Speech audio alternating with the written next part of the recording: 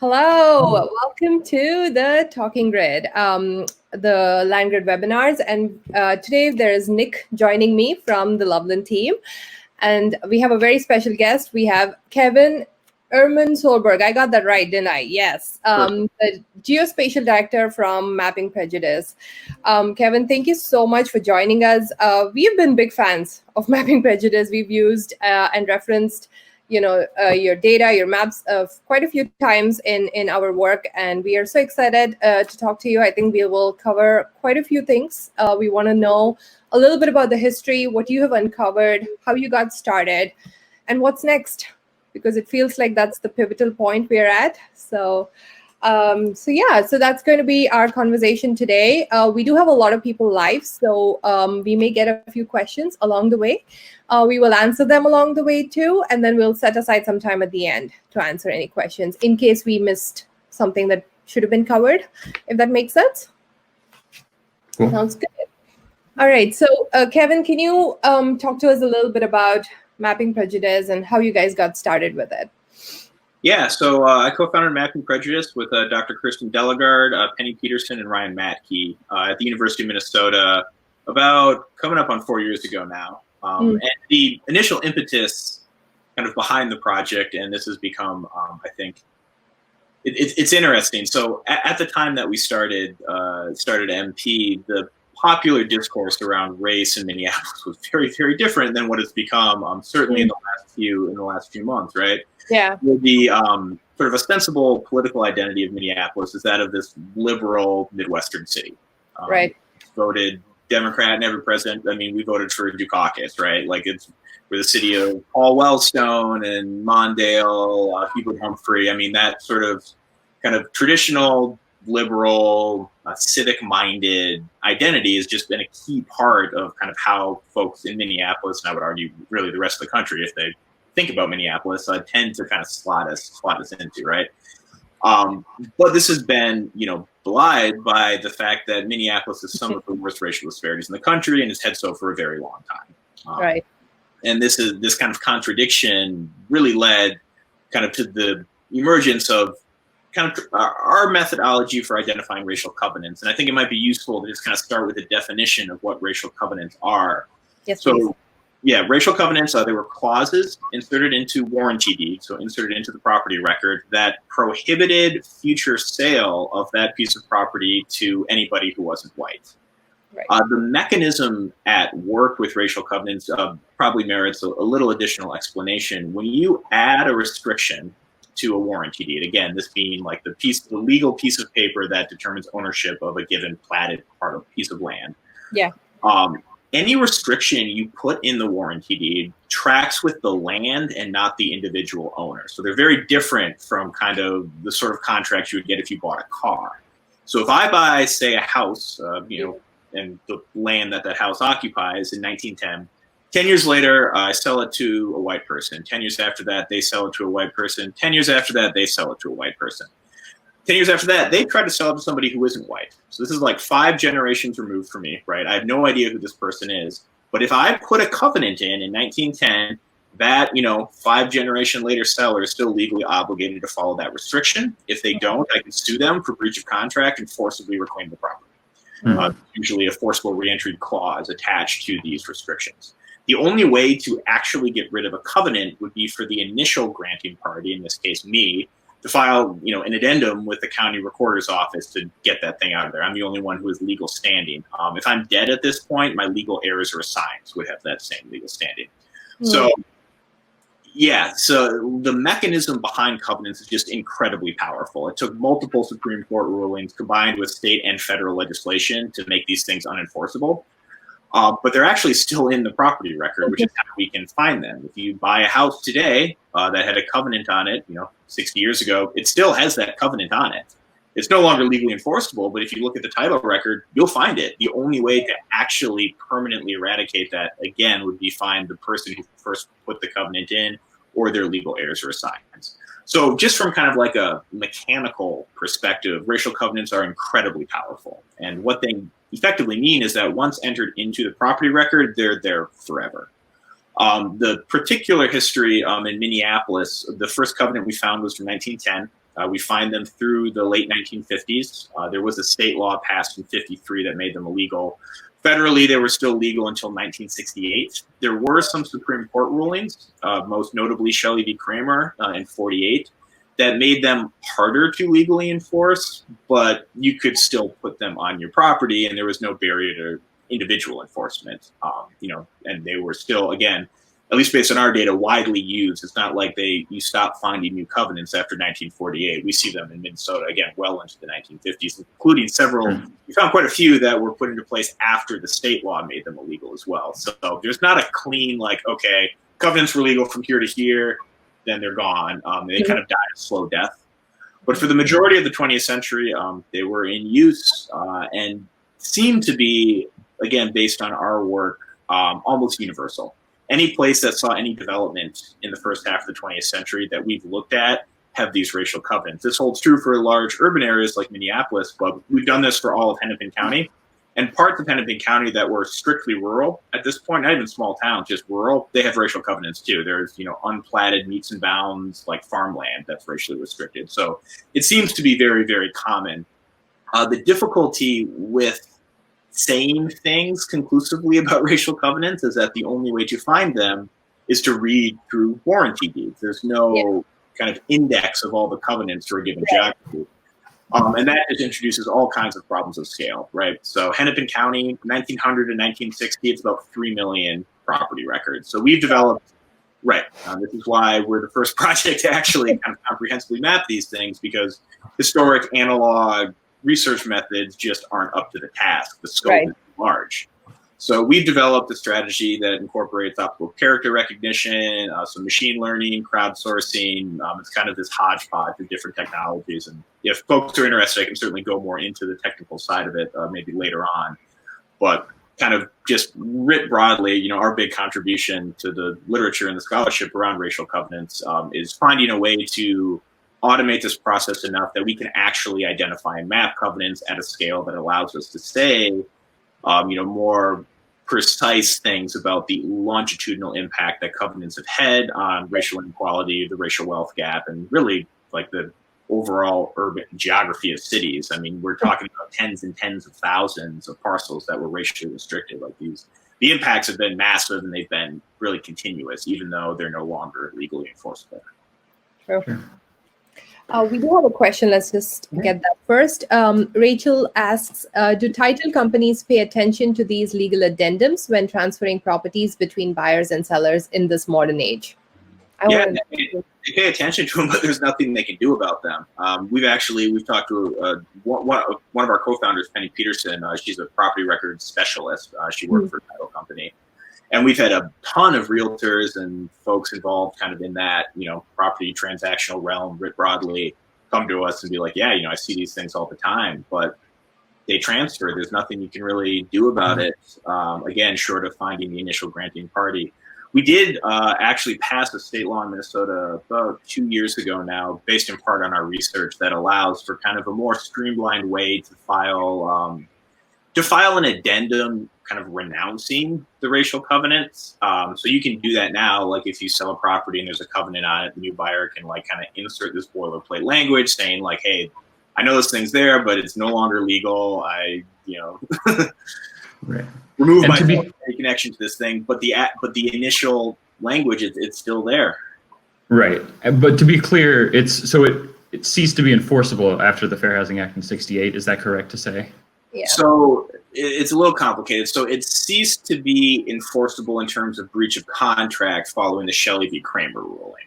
Okay. What people started doing was suing for damages instead of breach of contract. So like the old school way of doing it, it's complicated.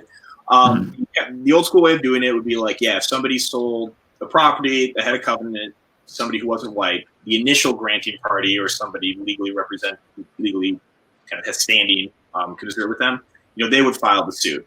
Following Shelley v. Kramer, what would happen is if somebody tried to do the same thing, sell a covenanted home to somebody who wasn't white, the neighbors would sue that person for damage, arguing that the presence of somebody who isn't white in that neighborhood will decrease their property values.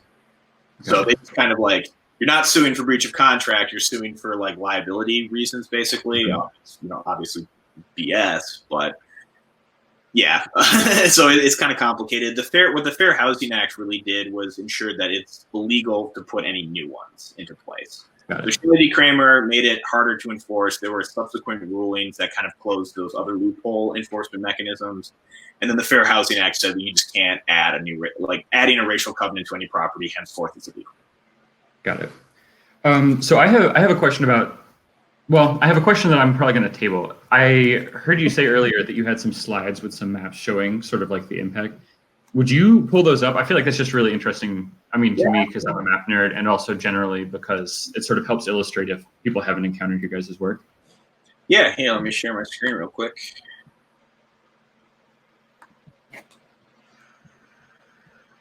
All right, is that working? Yeah. Yep. Sweet. Still working? Yeah. Okay, cool. I can't see any of you anymore, so I just wanted to make sure when I opened the window it wasn't a problem. Mhm. But yeah, the place that I usually start is with 1910. So that's the year the first racial covenant that we've been able to identify anyway was put into place in Minneapolis. And this is a core plus demographic map of the Black population in Minneapolis in 1910. So the shading denotes percentage African American, and the numbers are the raw number of Black individuals in each one of those enumeration districts. This is based on this weird thing that the census does. So I don't want to get too far into the weeds here. Basically, getting precise census data prior to 1950 is really tough because the modern block group tract convention hadn't been fully adopted. So they had these kind of weird intermediate enumeration strategies they would use prior to that, and that's actually what this is based on. So I compiled this kind of manually using public census records from 1910.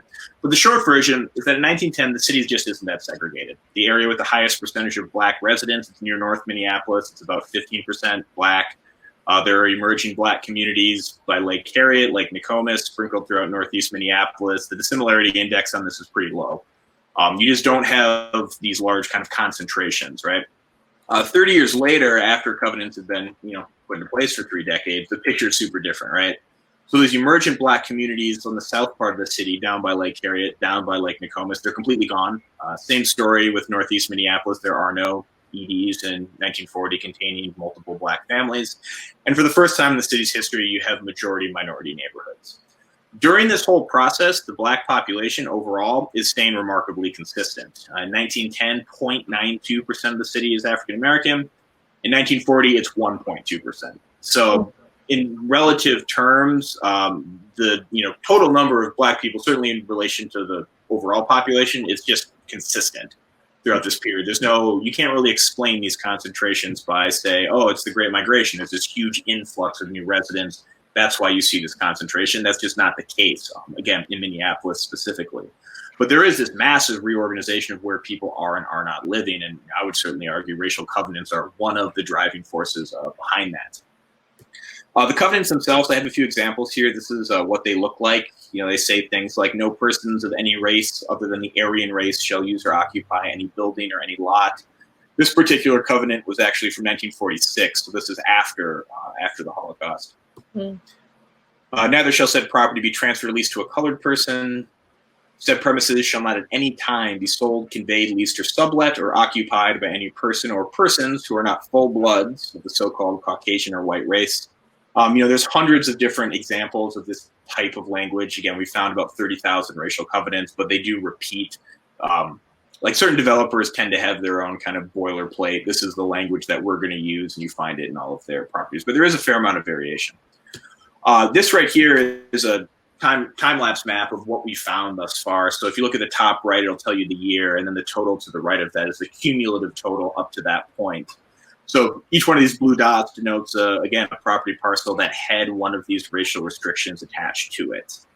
A couple kind of notes about this map. This is still a work in progress. We're very close to being done. I think we've mapped about 17,000, but we've identified about 25,000. We're still cleaning those last 7,000 or 8,000 racial covenants. So we hope to have kind of the authoritative data set released by the end of the summer. We were going for the beginning of the summer, but some stuff has happened, both national and locally, that screwed with some of our deadlines. But this is pretty if anything, this map is kind of underrepresenting the aggregate amount of racially restricted land. If we, kind of zoom in here a little bit, you can see that certain neighborhoods are just blanketed with these things. A lot of the location of these covenants has to do with the developmental trajectory of Minneapolis. So in some cities, racial covenants are put into place by existing homeowners or neighborhood associations. In Minneapolis, you see very little of that. What we have are these developer covenants. So a developer buys, what in 1950 or whatever was, Joe Blow's farm in the south part of town. They divide it to a few hundred municipal residential lots, and they put the racial covenant in at that point. So that's kind of like the injection mechanism or whatever in Minneapolis. It's really these developers. That's where these covenants are being embedded into the property record. This map right here shows the relationship between racial covenants and subsequent federal redlining policies. So that map on the left there, those are the red and yellow lined areas that were deemed such by Holk in the 1930s. The black dots there are representative African-American families. You can see the correlation there is very, very tight, right? Things get redlined for reasons other than race, but any part of the city with a non-negligible number of black residents gets redlined. And Holk is kind of explicit about that in their methodology as well. The stuff on the right, though, those are the blue and the green lined areas. So those are the areas that Holk deemed desirable. Good. You could get good. You were eligible for Holk programs. You could get a good rate on any sort of mortgage package, and those also correlate very closely, but this time with the presence of racial covenants as opposed to the presence of black families, right? So in a lot of ways, you get this kind of nasty 1-2 punch where the center part of the city that gets redlined, right? So if you want to buy a house there, first half of the 20th century, it's going to be very hard to find any sort of financing. You pretty much need cash in hand. Okay, well, what about the rest of the city? Well, those are the areas that are covered by these racial covenants. So there's just not that much land left over where if you're a non-white person, you can A, get funding, get some kind of mortgage, and B, legally occupy the parcel that you want to buy.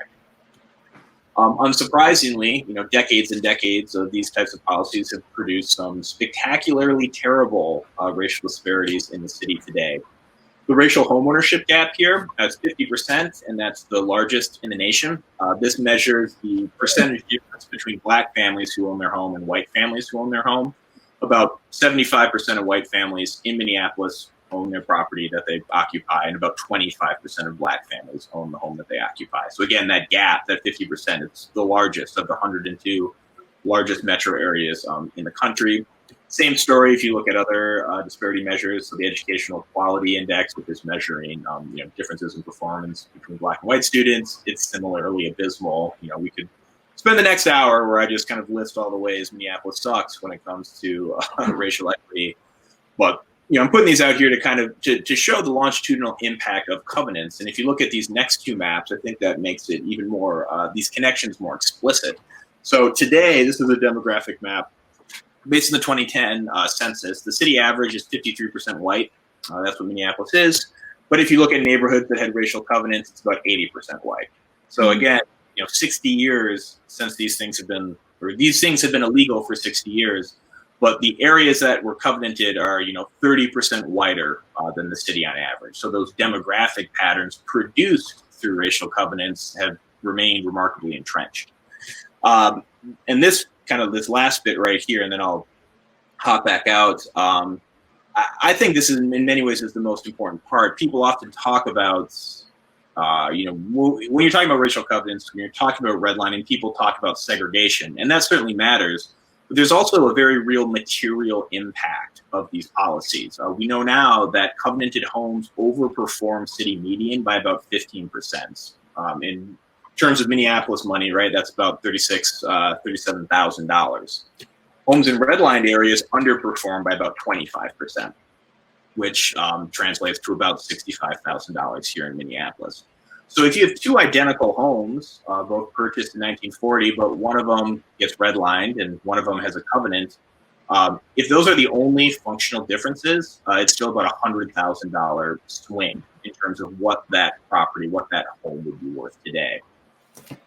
So kind of during the era of racial covenants, where these homes were located, have a huge intergenerational impact on families' ability to accumulate wealth and, you know, pass that on to their kids. The last thing that I want to look at, and this is some new stuff that I've been working on. This is hot off the press, so to speak, right? This is a land valuation map that I built using 1956 assessment data. So what you're looking at here is each block in the city, and then figuring out whether or not the assessed land value of that block over or underperforms in relation to city median, right? So this is kind of what it looks like right at the tail end of the era of racial covenants. And it's interesting, most blocks in the city are within about 25% of city median, right? So, you know, 1956, if you wanted to buy a home down by, let's say, Lake Harriet, which is the bottom left section of the map, which is the most expensive neighborhood in the city today, you know, there were some blocks there that were expensive, but there are also blocks there that would underperform in relation to city median. So, you know, if you were white, you know, if you weren't being impeded by things like racial covenants and, you know, federal lending policies, you could buy a house on a working class salary in any neighborhood in the city. That wasn't hard. In 2018, though, the picture looks super different, right? The city is incredibly bifurcated. There are really only two neighborhoods now, or two areas of the city that have homes that are around city median, within 25% of city medians: Northeast Minneapolis and the old South Side, which incidentally, that's right where George Floyd was murdered. But most of the rest of the city has seen this incredible separation where stuff is either way above what, you know, a working class family can afford today, or it's just the appreciation has been completely neutered. So you see that in North Minneapolis, one of the historical Black communities in the city. These two histograms really kind of illustrate that point. So this is what it looks like for 56, with the highlighted bar representing the median, and you can see most of the kind of land supply in the city hews pretty closely to that. But if you look at today, we're not quite at a bimodal distribution, but, you know, we're certainly getting pretty close. And I think this is important because a lot of folks often say, like, okay, you know, covenants have been illegal forever now, right? 60 plus years. You know, why are they still having this impact? Well, the terrain is just really different now from what it was in the 1950s. So in the 1950s, these white families, working class white families, were able to take advantage of all these federal programs like the GI Bill. They were able to take advantage of a city where there was affordable housing you could buy effectively everywhere, right? Like, there is no section of the city where you can't buy a small bungalow or whatever on a, you know, working class, middle class salary. Well, we don't have those explicit racial barriers anymore, but we also don't live in a city where, you know, a working class family can buy a house wherever they want. It's quite the opposite. So in many ways, those explicit racial barriers have been replaced by these financial barriers, which effectively produce the same results, right? They concentrate wealth in the hands of white folks, often at the expense of Black folks, and reproduce kind of these continual patterns of segregation. All right, that's my map deal. Let's see if I can. Wow. Yeah, so it's really interesting. There, right? Yeah, I was actually, just for another project, working on something similar but different with the median, like the variation from the mean in Milwaukee, actually. And I mean, obviously the pattern is very similar, right? Where you've got like a delamination of, like, you've got losers and winners that maps to race, and a lot of that comes back to, like, you know, presumably investment patterns. It's cool. I mean, I love to see the way that you can tie that back to the covenants once you have the data. Mm-hmm. It's just really cool.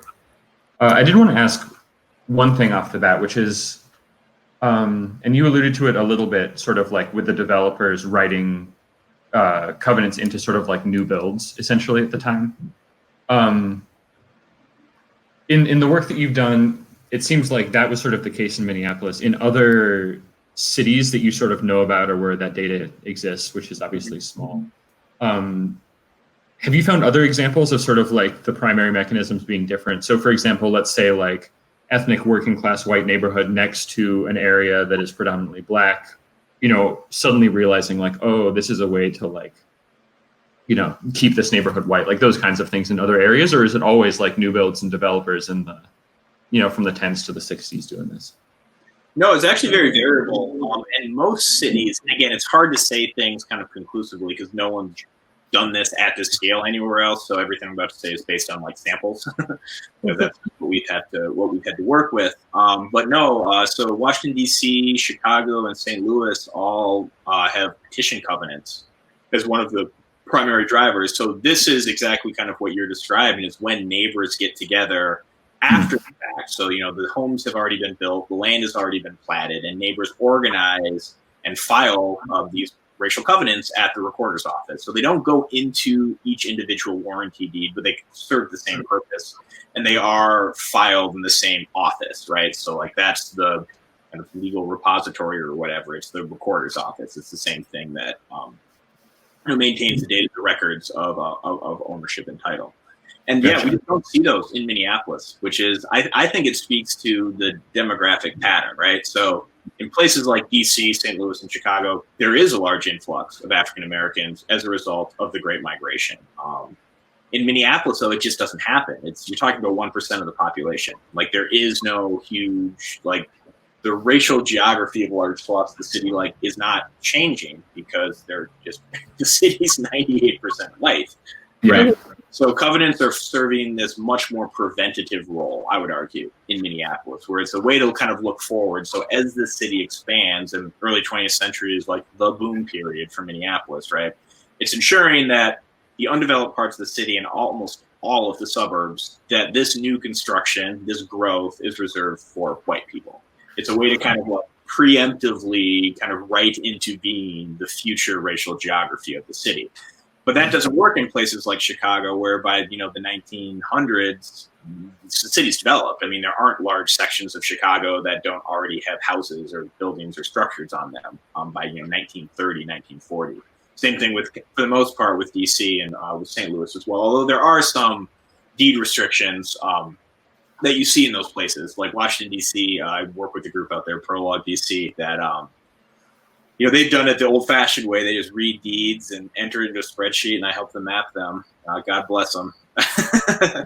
But they found about a mix, an even mix, where half of them are petition restrictions, and those are concentrated in these kind of white working-class neighborhoods, and then these deed restrictions that are concentrated in new development. So that's like, if you're familiar with D.C. at all, that's like the the Chevy Chase neighborhood, up by like Creek Park, kind of that section. Yeah.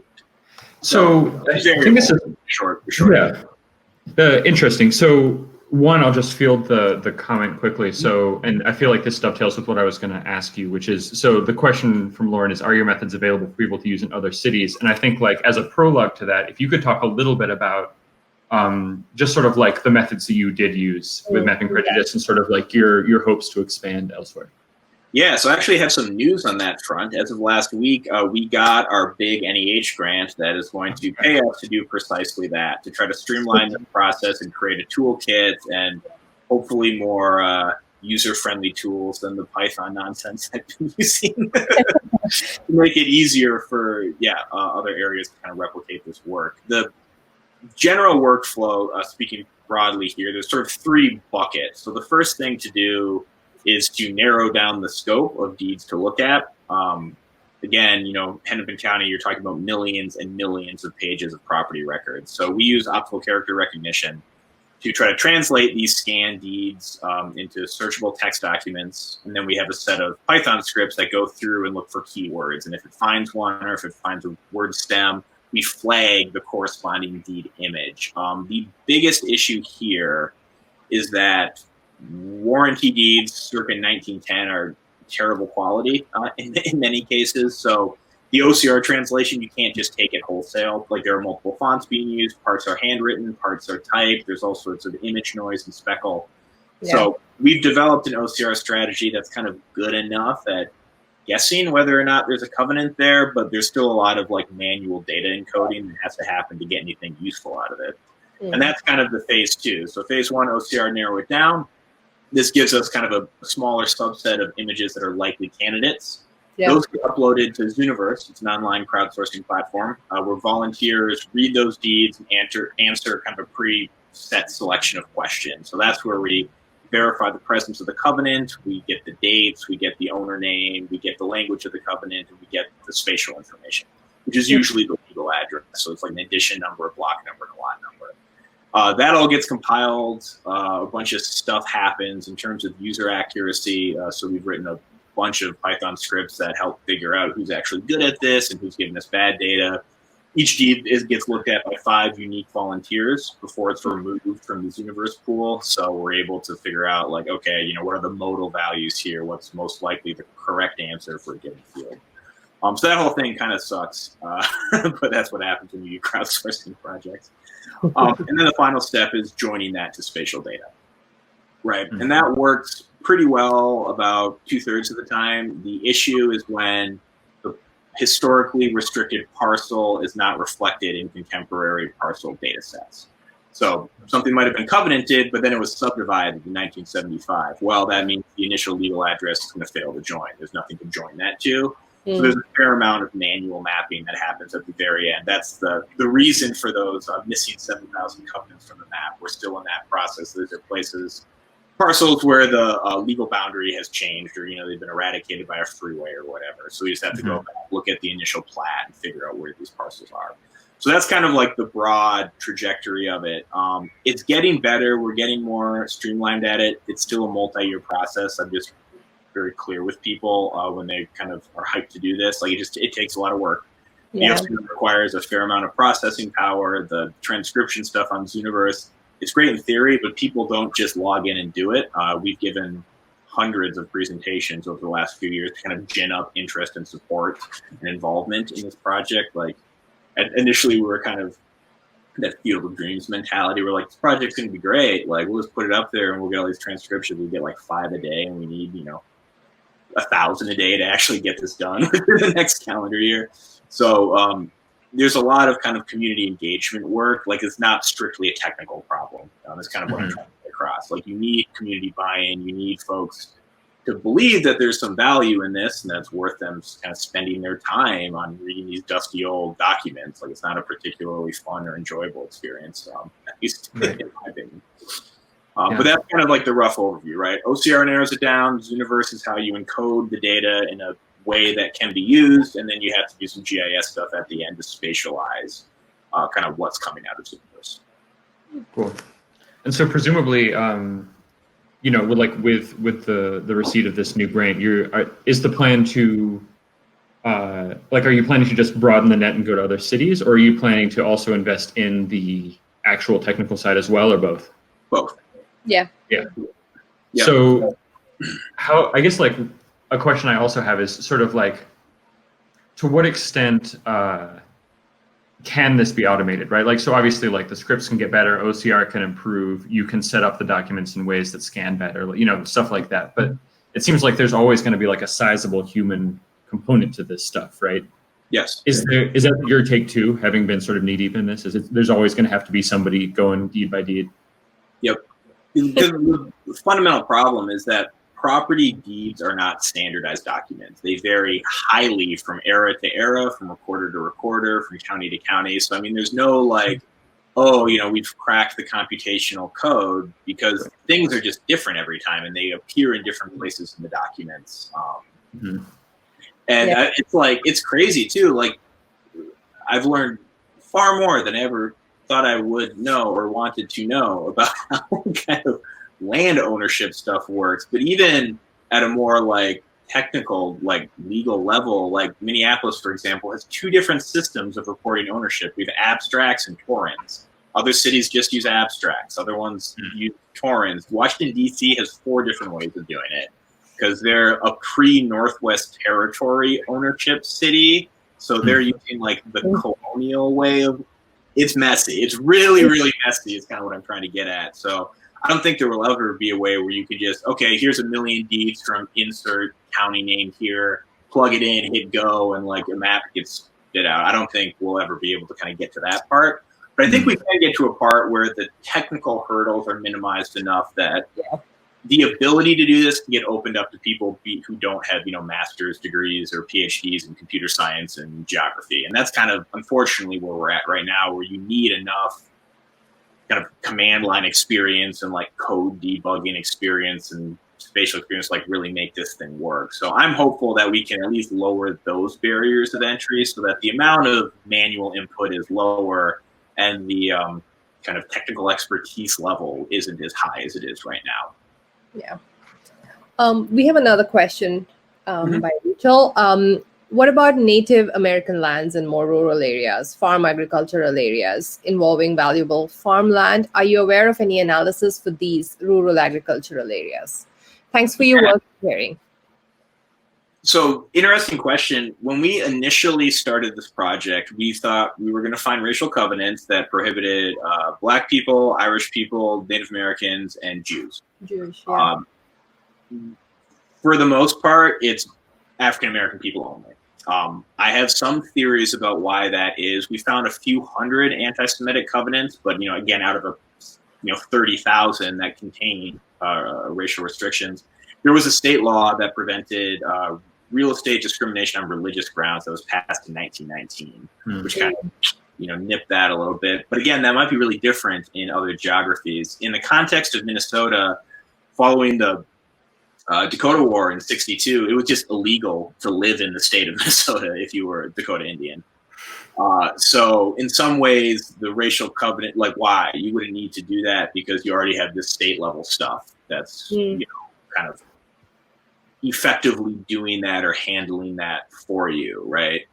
So I don't have a super great answer about how that will play out in other places. I mean, I can make some inferences about Minnesota, but again, this is why it's so important, I think, to do this in other areas. Like, we need comparative data points to figure out kind of how all of this stuff is, working out. We do know there are racial covenants in rural areas.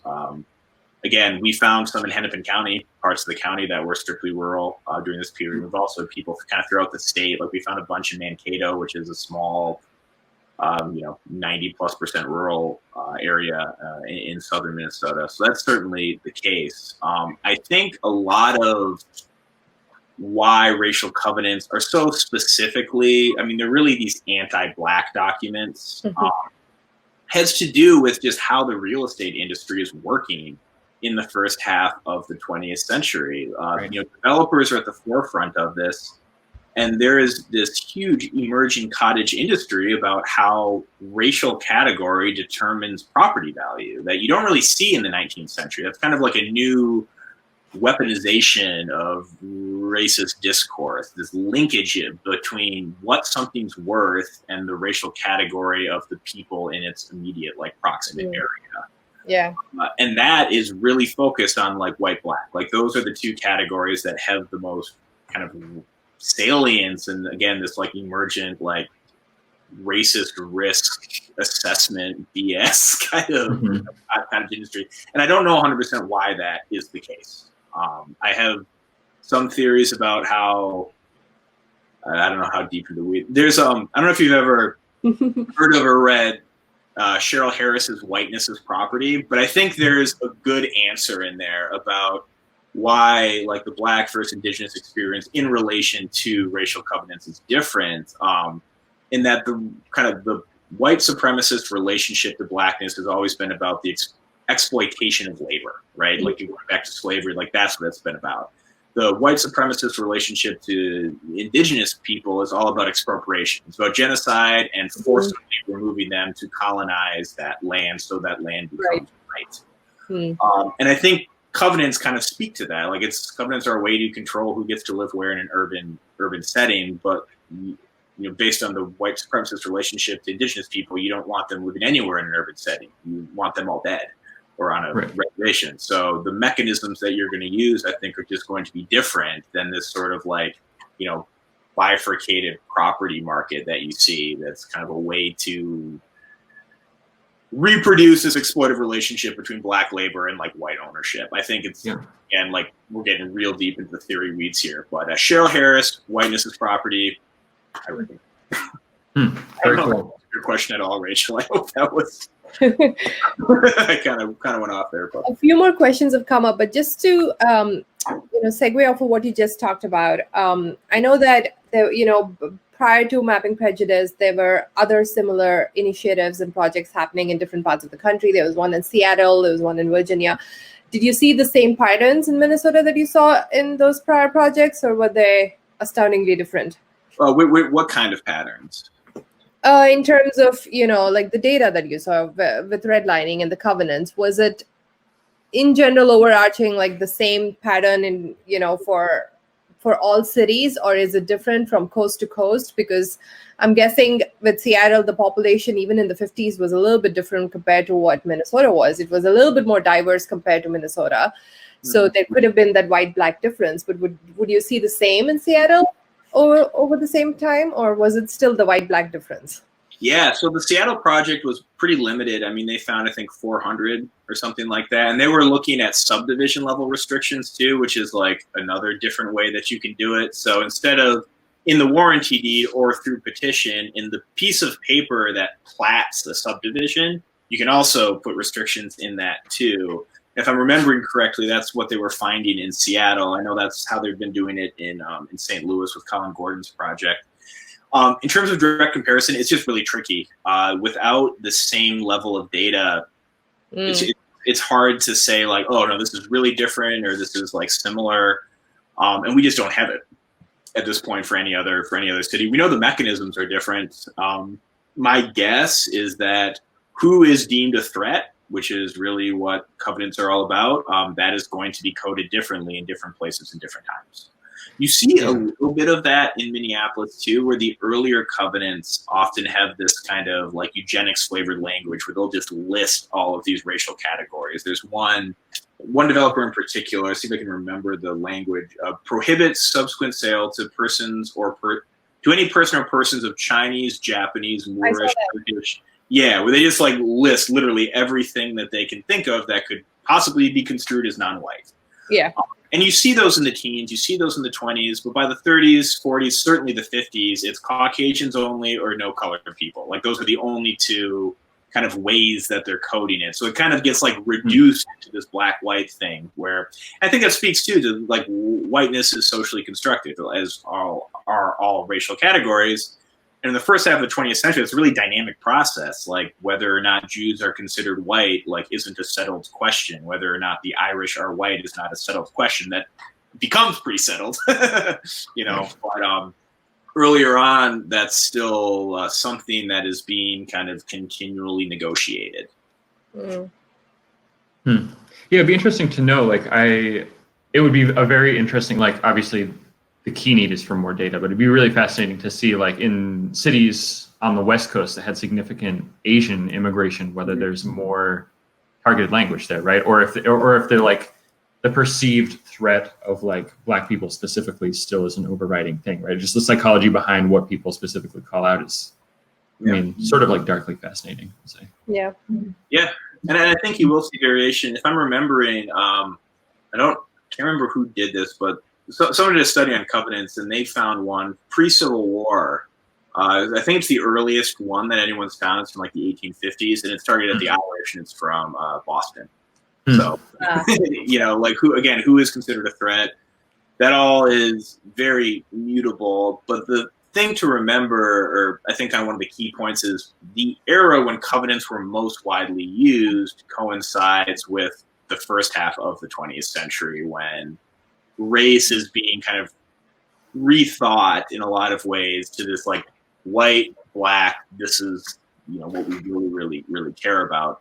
Just because that's the era when real estate agents like became a national thing. So you don't have the first national real estate board, the NAREB, was formed in the 19-teens. Like realtors as a professional class don't exist in the 1800s. Homeownership for the vast majority of Americans doesn't exist in the 1800s. This is kind of a 20th century thing. It required, the creation of the FHA and, fully amortized 30-year fixed rate mortgages. Like this was something that took a lot of work to build. And as that's being built, that's also the height of Jim Crow segregation, right? So you kind of have this like perfect marriage between the increasingly rigid and codified racist discourse around whiteness and blackness, coupled with the emergence of this increasingly sophisticated and nationalized real estate industry, I would say. Yeah, super interesting. And it's also interesting just like to think about the history of realtors from the perspective of like, it was intentionally explicitly white historically, right? Like, so like, Black realtors had to, like you had like realtists, right? And the whole arc of just like had to become sort of a parallel but separate thing in a very Jim Crow way.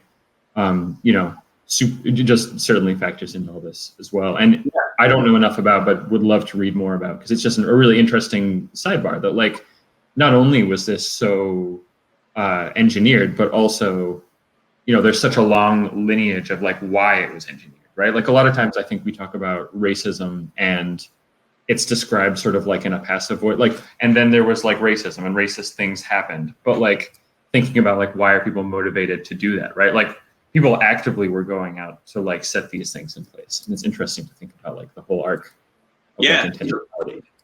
When the NAREB was founded, their initial code of ethics, so these are the rules you have to follow if you want to be a realtor, explicitly states that no realtor, and I'm quoting here, shall introduce into a neighborhood members of any race or nationality who would be clearly detrimental to property values. Right. So from the very beginning, the professionalization of real estate was explicitly and intentionally racist. And there's all these interlocking systems. You have the NAREB, you have real estate developers, you have racial covenants, you have federal policies, initially HOLC, the Homeowners Loan Corporation, subsequently the FHA, and their embrace of redlining. And you also have white terrorism, which when all of these other formalized systems would fail, like we have multiple cases in Minneapolis where white mobs would attack black families in their homes. Minneapolis, honestly, was pretty like,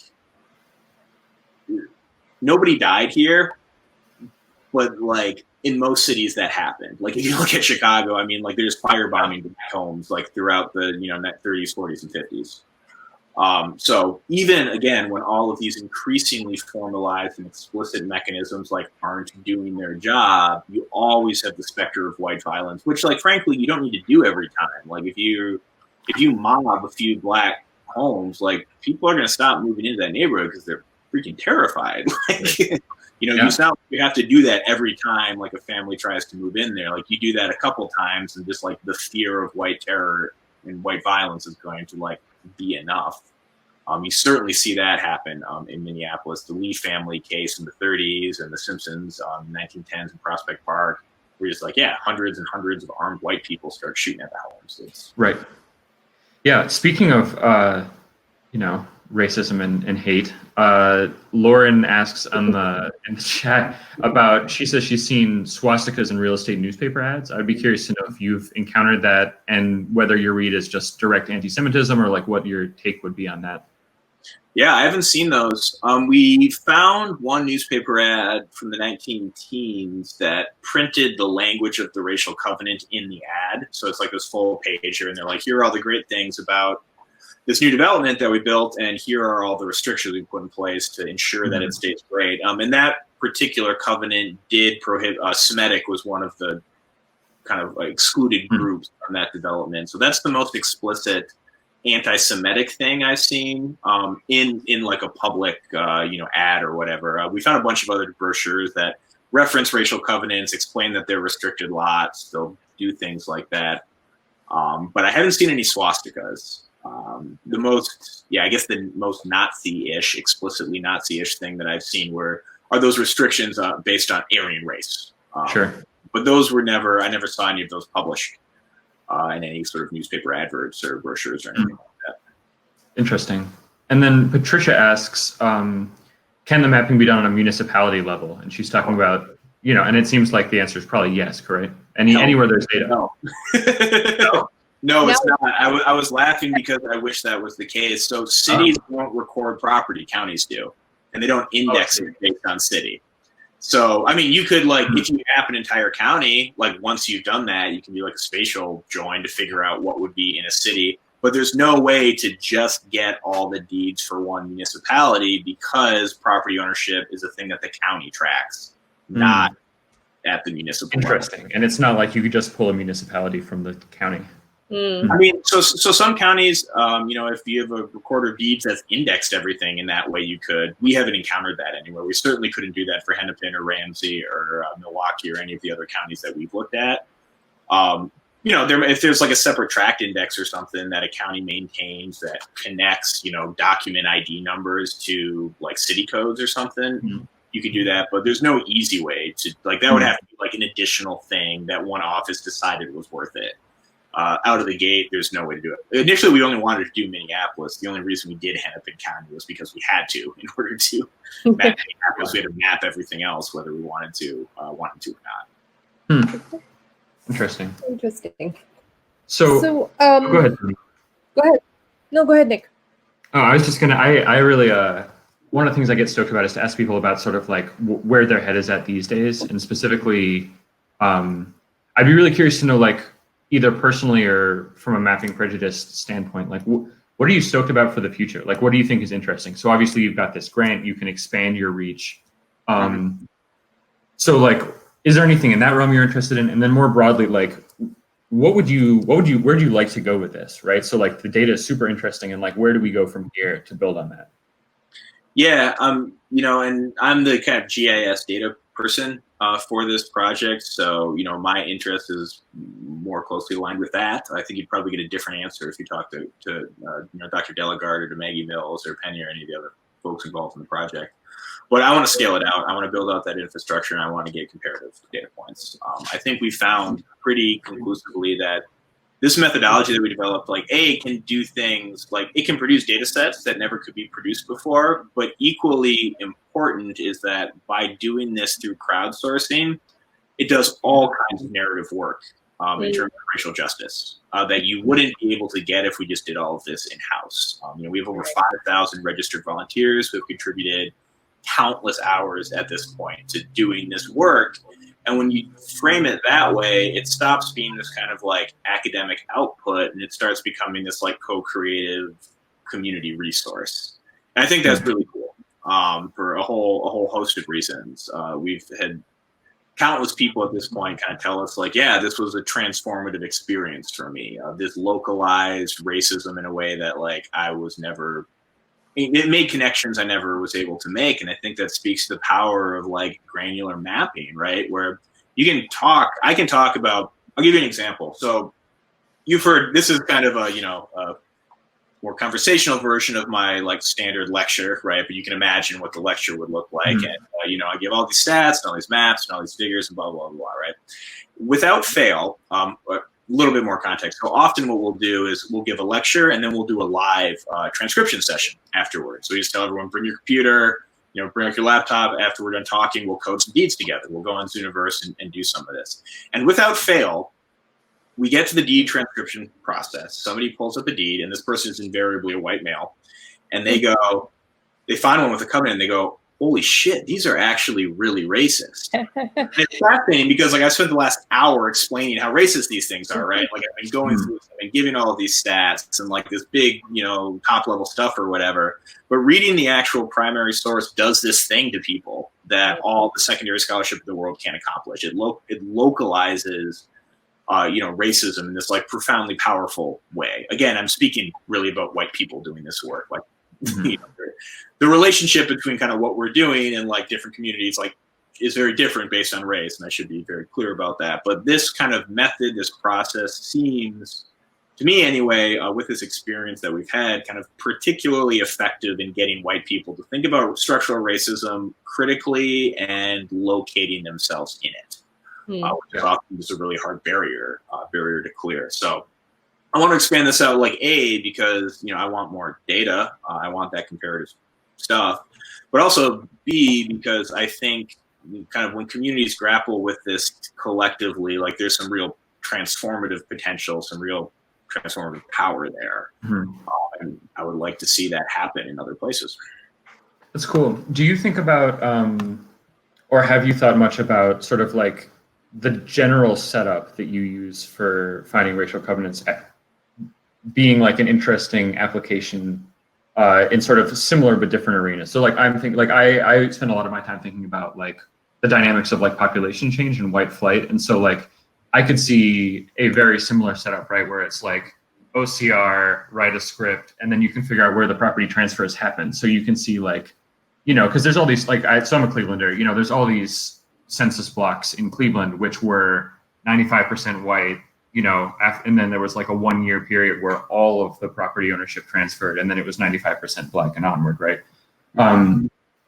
Do you see like do you think that the general workflow you've set up is applicable to sort of like similar but different causes like that, where it sort of helps generate firsthand data? Or do you feel like it's just like this, we should lock in for racial covenants and just do that? I mean, I'm certainly locked in with racial covenants at this point. This keeps me more than busy enough. I think, though, kind of writ broadly, yeah, I don't see a reason why you couldn't kind of adopt some of the workflows to, tackle other things. I mean, the real thing is, or how closely you can kind of adhere to this would depend on like how well you can incorporate your questions through like what Zooniverse offers. So that is a third-party platform, and you are somewhat limited in how that can serve up data and like how that data comes out. So you have to find a way to like whatever you're interested in working on to like fit into that. But assuming you can, like, yeah, I don't see why not. But it is an uphill task, right? To visualize something like this happen at a nationwide level at scale, given how labor intensive and how manual the work is at the end of it. Maybe 15 years from now, you think? But it would be nice. Yeah, but I would be very curious to see this at a nationwide level. Again, to segue off of that, not entirely related, but a lot of this is from the early 1910s to 1950s. So the people who were born after that, how often do you run into people who have no clue about this or are learning this for the first time? And how much of it is it our responsibility to make sure that while all of this, it's great that this doesn't continue to exist, but it shouldn't be forgotten? Because I think one thing that has become overly clear over the years is to kind of really understand how deep-rooted systemic racism is and why we still see effects of it even today. So do you run into that quite a bit when you talk at universities, millennials? Yeah, so I mean, and to piggyback a little bit off of your second point in there, I mean, I'm not even doing this just as like an exercise in memory. I'm doing this as a way to like mobilize a case for like massive wealth redistribution, and that's kind of the thing. Like I think the traditional white liberal way of thinking about racism is like identify the explicit barrier, get rid of the barrier, and then we're good, right? And like that just doesn't, based on some of the like economic stuff that I was showing, like covenants created this massive transfer of wealth. Yeah. And, once that's happened, if you remove that wealth barrier, like you still have this. Like this isn't just going to kind of equalize itself, right?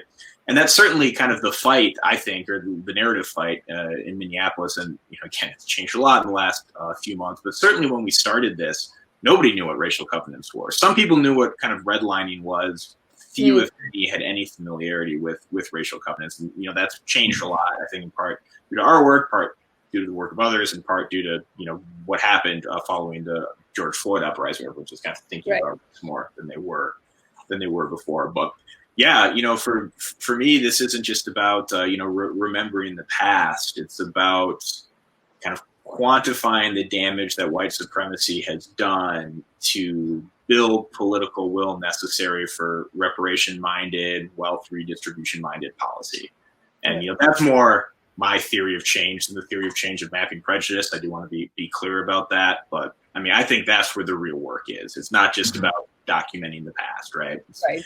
How can we do that in such a way that builds the political will necessary to create a more equitable world? Yeah. Wow. Cool. I'd like to ask if there are any other questions. Please get them in right now. We're at the top of the hour, but this was an incredible conversation. For me personally, just a lot of learning along the way. I haven't seen a lot of these covenants myself, so to see the different variations, all kind of implying the same thing, but you word it differently. Some were more subtle, some were more on the nose. It's just gives you a sense of the world that was. Yeah, and the world that is, right? And the world that is, yeah. Yeah, a real quick plug. I see. Love to volunteer. Go to mappingprejudice.org. There's a tab on the top that says Get Involved, and that has instructions kind of on how to. There's like a 10-minute training video that walks you through the process of kind of transcribing, coding these deeds. Then it has a link there that'll send you straight to our Zooniverse page. We're doing Ramsey right now, so we're done transcribing Hennepin. We're doing Ramsey County, which is St. Paul, so kind of the sister city of Minneapolis, and we're hopeful that within the next 6 months we'll start to get deeds up from other geographies. So now that we got the NEH funding, we have kind of the green light on that. We can start doing some of that preliminary work. So cool. And so, like, yeah. To Lauren's question here, you know, if people are interested in getting involved and sort of translating this into other cities, can they find that info on the Mapping Prejudice site about how to sort of link up on that too? Yeah, so I mean, I should clarify. So if you want to kind of help with the stuff we're already doing, get involved, good for that. If you want to start a project like this in a different city, you know, we're always happy to talk to people.